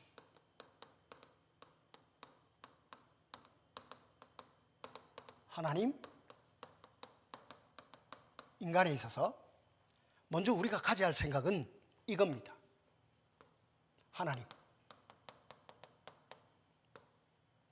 인간.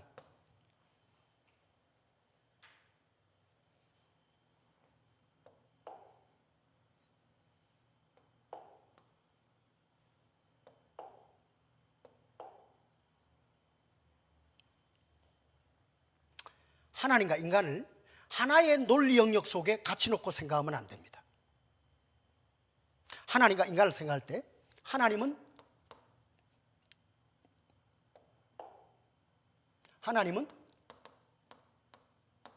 창조주이시고 인간은 피조물입니다. 하나님은 영이시고 인간은 육이고 하나님은 무한하시고 인간은 유한합니다. 창조주이신 영이고 무한하신 하나님과 피조물인 육이고 유한한 인간 사이에는 도무지 건널 수 없는 간격이 존재합니다. Unfathomable gulf between God the Creator and human being as a creature.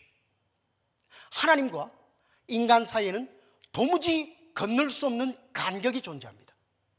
근데 이걸 하나의 논리 영역 속에 섞어놓고 생각하는 것은 하나님을 인간 수준으로 끌어내리든지 아니면 인간이 이 간격을 넘어서 하나님께로 올라가는 것입니다. 이건 불가능합니다. 그러므로 인간이 하나님에 대해서 무언가를 알 수 있다면 인간은 이 간격을 넘어서 하나님이라고 날아 올라가서 하나님하고 맞짱 뜨고 하나님과 앉아보소, 우리가 같이 한번 알아봅시다, 이렇게 할 수 없습니다. 또는 하나님을 끌어내릴 수도 없습니다. 그러므로 신학은 이 간격을 넘어서 하나님이 우리 수준에 맞추어서 자기와 자기의 뜻을 알려주심으로 시작됩니다. 하나님께서 말씀하셨다로부터 신학이 시작됩니다. 신학은 하나님으로부터 시작됩니다. 신학의 기원은 하나님입니다. 신학의 기원은 인간이 아닙니다. 신학의 존재 원리는 하나님이지 신학의 존재 원리는 인간이 아닙니다. 신학은 하나님이 인간의 편으로 이 간격을 넘어서 하나님이 우리 수준에 맞추어서 하나님과 하나님의 뜻을 알려주시는 것로부터 신학은 시작이 됩니다. 이걸 계시라고 합니다. 계시는 감추어진, 나타난, hidden, reveal.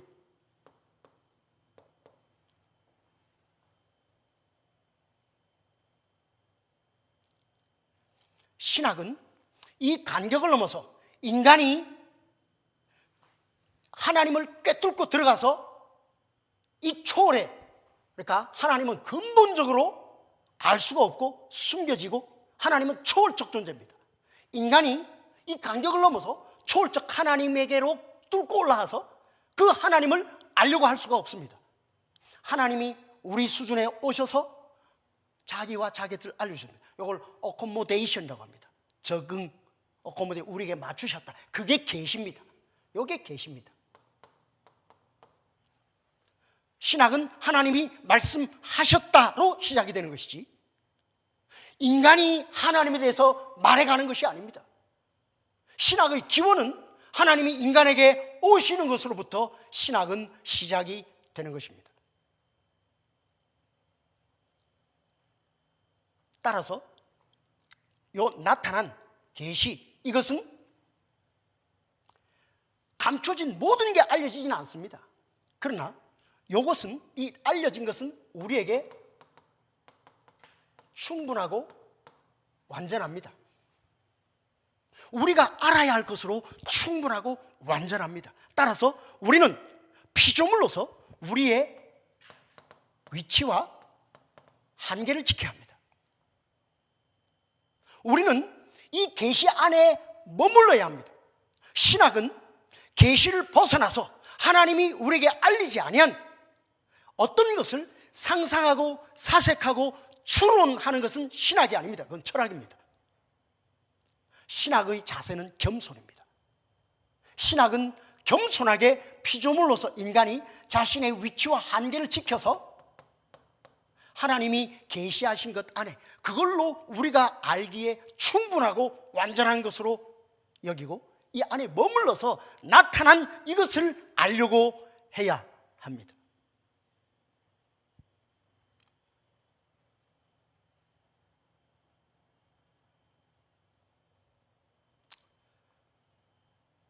해서 우리 경건한 선배 신학자들은 이렇게 말했습니다. 성경이 곧 계시가 가는 데까지 가고 계시가 멈추는 데서 멈추고 계시가 말하는 것은 말하고 계시가 침묵하는 것은 침묵한다. 이것이 성경을 연구하는 사람의 자세입니다. 겸손해야 됩니다. 하나님은 창조주고 나는 피조물이다. 이 사실을 생각할 때 우리는 겸손한 마음의 자세를 가져야 됩니다. 그리고 경건한 마음의 자세를 가져야 됩니다. 신학은 호기심으로 하는 것이 아닙니다. 신학은 경건함으로 하는 것이고 신학은 겸손함으로 하는 것입니다. 그리고 계시 안에 머무는 것입니다.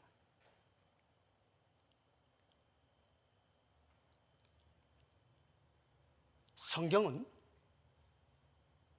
하나님의 계시로서 충분하고 완전합니다. 우리가 마땅히 알아야 할 것으로 충분하고 완전합니다. 기독 강요에 보면 칼빈이 한 예화를 들고 있습니다. 어떤 경건한 노인에게 한 청년이 와서 물었습니다. 영감님, 그래 왜? 아니 하나님이 엿새 동안 말씀으로 세상을 창조하셨다며. 그럼 근데 궁금한 게 생겼습니다. 뭔데? 그럼 하나님이 세상을 창조하기 전에는 뭘 하고 계셨습니까? 그러자 그 경건한 노인이 그 청년을 빤히 보면서 이렇게 말했다고 합니다.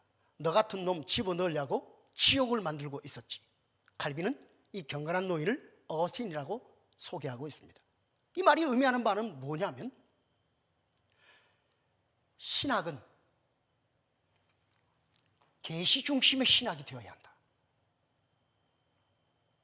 이걸 벗어나서 이걸 알려고 하는 것은 이건 신학이 아니다. 그건 철학이다. 그러니까 이걸 벗어나서 알려고 하는 이건 교만이야, 교만. 그런 교만한 자를 위해서 하나님은 지옥을 만들고 있었지. 이 말을 통해서 칼빈은 우리에게 신학하는 자세를 강조하고 있습니다. 신학은 계시 중심의 신학이 되어야 된다. 계시는 우리가 알아야 할 것으로서 충분하고 완전하다. 그러니 계시가 침묵하는 것은 침묵하고 계시가 말하는 것은 말해야 된다. 계시가 가는 데까지 가고 계시가 멈추는 데서 멈춰야 된다. 이게 우리의 위치와 피조물로서 우리의 위치와 한계이다. 그러므로 신학은 호기심으로 하는 게 아닙니다. 신학은 경건함과 진지함으로 해야 합니다. 신학은 성경이 말하지 않는 것을 사색하고 상상하고 추론하는 이런 철학으로 신학을 해서는 안 됩니다. 신학은 성경이 말하는 것을 알려고 해야 합니다. 그 다음에 요거는 기원이 위로부터 온 것이지 땅에서 난 게 아닙니다.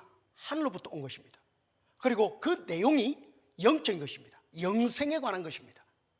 방법이 영적이죠. 영감된 것입니다. 따라서 신학의 방법은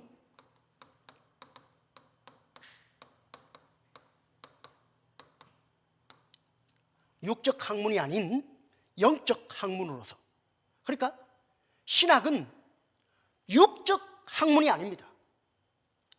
인간의 지혜가 아닙니다.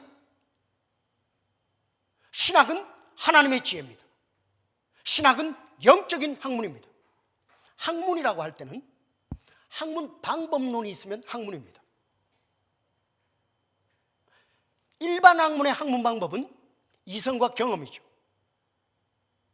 그런데 일반 학문은 교만하게 이런 이성과 경험의 학문 방법을 쓰지 않으면 학문이 아니라고 이야기를 합니다. 그들은 신학의 학문 방법, 곧 영적인 학문 방법, 거듭난 이성이 성령의 조명을 받아서 믿음의 눈으로 알려고 하는 것, 이게 신학의 방법입니다. 신학은 신학의 학문 방법이 있습니다. 여기에 따라서 신학은 학문성을 가집니다. 그러나 이 학문성은 일반 학문의 학문관에 따른 학문성이 아닙니다. 그러므로 신학은 이런 일반 학문의 학문관에 따른 학문이 아닙니다. 그러나 신학은 여전히 학문성을 갖습니다. 신학의 학문성은 신학 자체의 학문 방법에서 찾아야 되지, 신학의 학문성을 일반 학문의 학문 방법에서 찾아서는 안 됩니다. 그런데 부당하게도 이런 성경 비평적 신학을 하는 사람들은 신학을 일반 학문의 방법, 곧 논리 실증주의 학문 방법, 곧 그런 학문관에 따른 학문으로 여기고, 그래서 신학을 그런 학문으로 여깁니다. 그런 자들은 신학의 학문 방법, 이것은 그들에게 보면, 그들의 학문관에 따라 보면 이 학문성이 인정되지 않습니다. 그럼 우리는 이렇게 물을 수 있습니다. 물리학과 생물의 학문 방법이 다르다. 물리학에서도 퀀텀 물리학, 아인슈타인 물리학, 뉴턴 물리학의 학문 방법이 다르다. 그렇지만 각기 학문 방법이 있기 때문에 학문이 아니냐. 마찬가지로 일반 학문의 학문 방법과 신학의 학문 방법은 다르다. 따라서 신학은 일반 학문의 범주에 들어가는 그런 학문 아니다. 신학은 일반 학문의 카테고리에 들어가지 않는다. 신학은 생물학, 화학, 물리학 뭐 이런 학문 카테고리에 들어가는 게 아니다.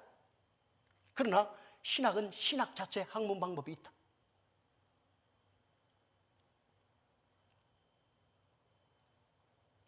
영적인 것은 영적인 거로 분별하는 것입니다.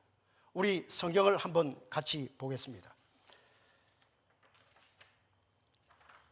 고린도전서를 한번 보겠습니다. 고린도전서 1장 18절부터 보면, 십자가의 도가 멸망하는 자들에게는 미련한 것이요 구원을 얻는 우리에게는 하나님의 지혜와 능력이 됩니다. 십자가의 도, 신학입니다. 이것은 멸망하는 자들, 그들에게는 미련한 것, 구원 얻는 우리에게는 하나님의 능력, 지혜. 21절에 보면 하나님의 지혜에 있어서는 이 세상이 자기 지혜로 하나님을 알지 못한다. 이 세상의 지혜가 뭡니까? 이성과 경험으로 하려고 하는 것, 학문, 일반 학문, 이게 사람들의 지혜죠. 이 세상의 지혜입니다. 이런 지혜는 성경의 하나님과 하나님의 뜻을 알 수가 없습니다.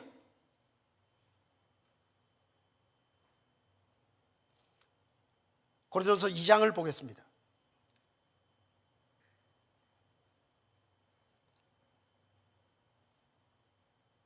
6절부터 보면, 우리가 온전한 자들 중에서는 지혜를 말하는 이 온전한 자는 믿는 자입니다. 거듭난 신자. 이는 이 세상의 지혜가 아니요 또 이 세상에서 없어질 통치자들의 지혜가 아닙니다. 하나님의 지혜죠. 하나님의 지혜. 그러니까 성경은 하나님의 지혜입니다. 감추어졌던 것인데 그게 이렇게 나타나 있습니다. 이렇게 나타낸 게 하나님의 지혜입니다. 원래 감추어졌던 거예요. 우리가 눈을 보지 못하고 마음으로 생각지도 못했던 것들인데 그것을 하나님이 하나님의 지혜로 이렇게 알렸습니다. 성경은 하나님의 지혜입니다. 이거는 인간의 지혜, 이 세상의 지혜로는 이 하나님의 지혜를 알 수가 없습니다. 10절, 오직 하나님이 성령으로 이것을 우리에게 보이셨으니 성령은 모든 것 곧 하나님의 깊은 것까지도 통달하시느니라.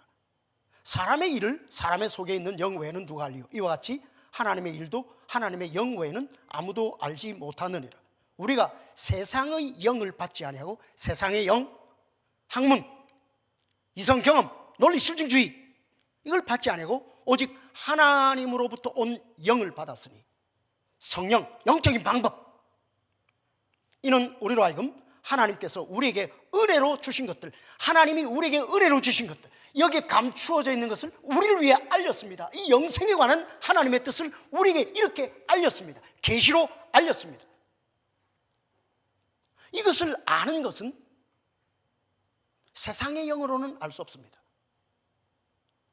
성경은 성령에 의해서 기록됐기 때문에 성령이 이것을 우리에게 증거해 주실 때, 성령이 이걸 가지고 우리의 믿음을 일으키고 믿는 자에게 성령이 이것을 가르쳐 주실 때, 그때 우리는 이것을 알게 되는 것입니다. 13절, 우리가 이것을 말하거니와 사람의 지혜가 가르친 말로 아니하고 오직 성령께서 가르치신 것으로 하니 영적인 일은 영적인 것으로 분별하느니라. 영적인 일은 영적인 것으로 분별합니다. 신학은 육적 학문이 아닙니다. 신학은 영적 학문입니다. 신학은 인간의 지혜가 아닙니다. 신학은 하나님의 지혜입니다. 육에 속한 사람은 하나님의 성령의 일들을 받지 아니하나니 이는 그것들이 그에게는 어리석게 보이며 또 그는 그것들을 알 수도 없나니 그러한 일은 영적으로 분별되기 때문이라. 성경이 아담부터 쭉 예수 그리스도에 이르기까지 이렇게 성경이 말한 이것이 신학적 통일성을 갖는다. 성령께서 영감하셔서 인간 저자들이 그런 성경의 보여주시고 알게 하시고 말하게 하신 것을 따라서 기록한 것이 성경이다. 요거를 논리 실증주의 학문관, 이런 인간의 지혜를 따라 보는 사람들은 성경이 영감된 하나님의 계시의 말씀입니다. 이거는 그들은 알 수가 없습니다. 그들에게는 그게 어리석은 이야기가 됩니다. 성경의 영적 성격은 영적인 것은 영적인 것으로만 분별할 수 있습니다. 그러므로 거듭나지 않은 사람은, 일반 이성은 성경을 알 수가 없습니다. 거듭나야 합니다. 그리고 성령의 조명이 있어야 합니다.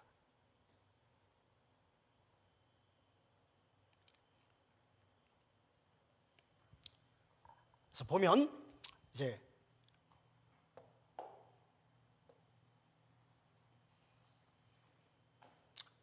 일반 학문은 주체가 인간이죠. 방법이 이성과 경험입니다. 그런데 신학은 주체가 하나님입니다. 방법은 거듭난 이성, 성령의 조명, 그리고 믿음. 우리가 하나님과 하나님의 뜻을 아는 것이 우리의 이성의 똑똑함으로 알게 됩니까?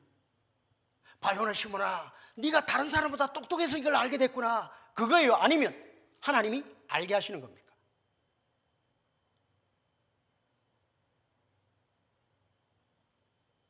우리가 믿게 된 것이 다른 사람보다 또 똑똑하기 때문에 믿게 되었습니까? 아니면 성령께서 믿음을 일으켰기 때문에 믿게 되었습니까?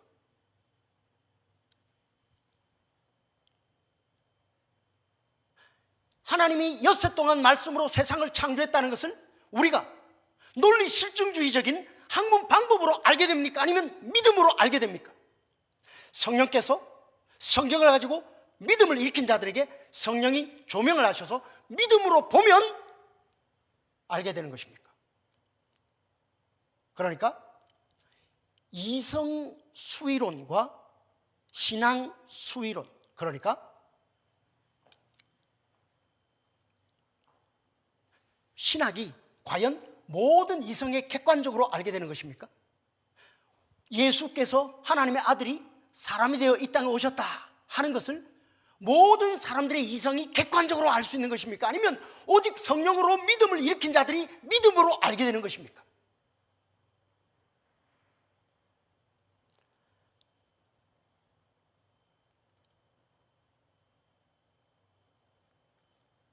만약에 신학이 일반 이성에 달려 있으면 똑똑한 사람들이 다 믿겠죠. 어리석은 사람들은 못 믿겠죠.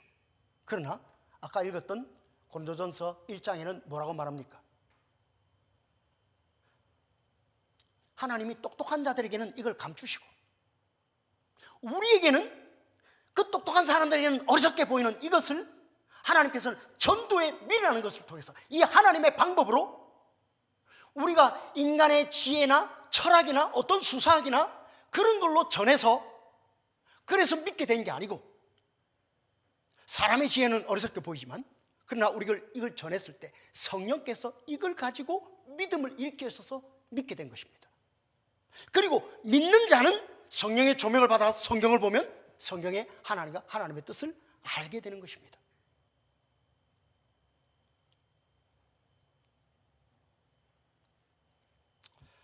이 성경, 하나님의 계시는 땅에서 난 게 아닙니다. 위로부터 온 것입니다.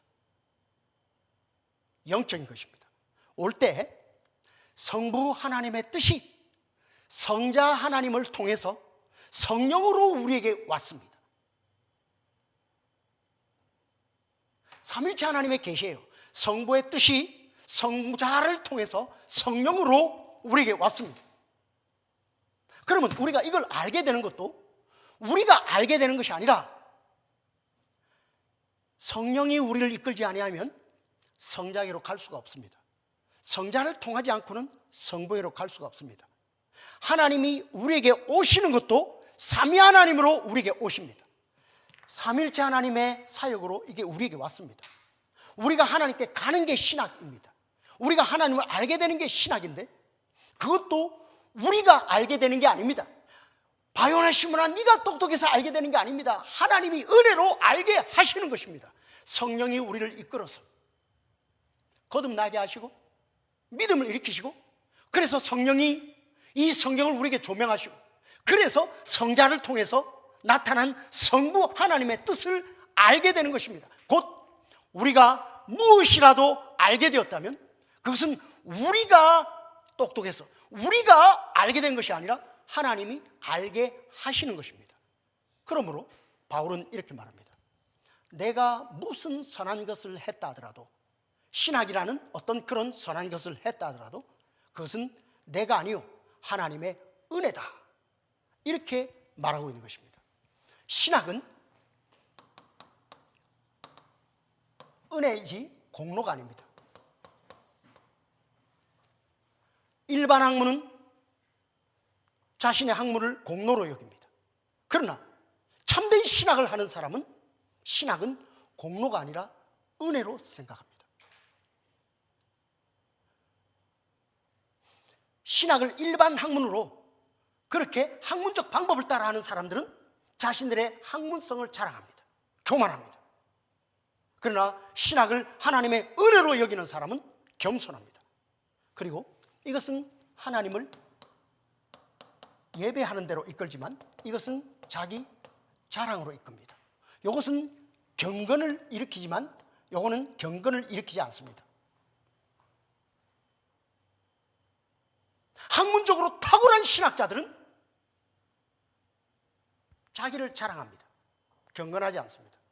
그러나 참된 신학은 경건하고 그리고 하나님을 예배합니다.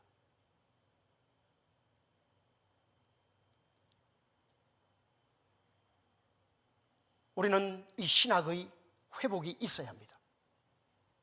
자유주의 신학, 비평신학, 이 신학은 참된 신학이 아닙니다. 이것은 인간의 공로를 자랑합니다. 그러면서 성경을 파괴합니다. 참된 신학은 성경의 권위를 인정하고 참된 신학은 경건을 배양합니다. 그리고 신학은 하나님의 은혜에 속한 것이지 인간의 공로로 여기지 않습니다. 경건의 신학, 참된 신학, 자기의 공로를 자랑하는 이런 거짓된 학문화된 신학이 아닌 참된 경건의 신학을 회복해야 합니다. 한국교회가 이런 신학을 회복하고 이런 신학을 붙들면 한국교회는 차별금지법을 막을 수 있습니다.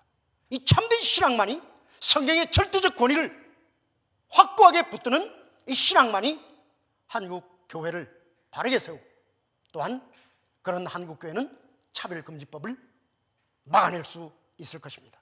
하나님의 은혜로 이런 한국의 신학이 하나님이